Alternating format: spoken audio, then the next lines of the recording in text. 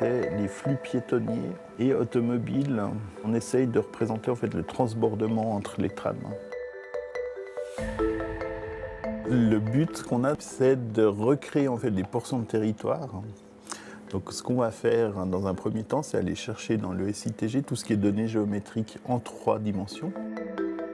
Ça, c'est un peu toutes les couches qui vont composer la maquette. On a les bâtiments, la végétation, en plus l'orthophoto, donc la photo aérienne qui vient mapper tout ça.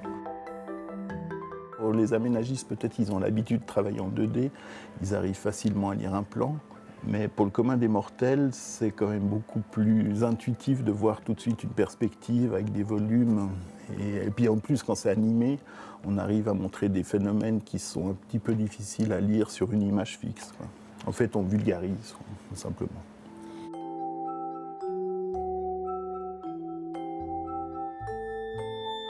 Vous avez ici toutes les données 3D du SITG qui ont été basculées en vue piétonne.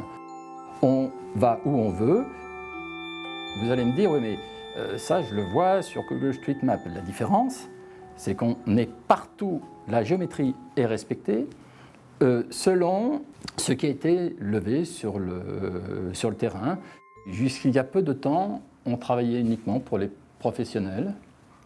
Et aujourd'hui, on est capable, à partir des informations fournies aux professionnels, de basculer cette 3D en vue piétonne et où cette fois-ci, tout internaute, avec une simple ligne Internet, puisse accéder à une information très simple à utiliser.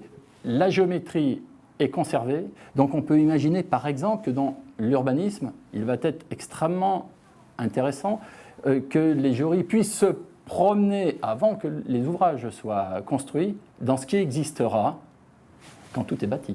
Moi, je rêve de pouvoir avoir une maquette d'un endroit, d'avoir un curseur temporel, et puis que je vois l'évolution de mon territoire jusqu'à aujourd'hui, puis après que j'imagine le futur, d'avoir vraiment l'évolution du territoire, avoir un outil où j'ai en 3D, où j'arrive à voir la végétation, les habitations, enfin l'urbanisation qui bouge.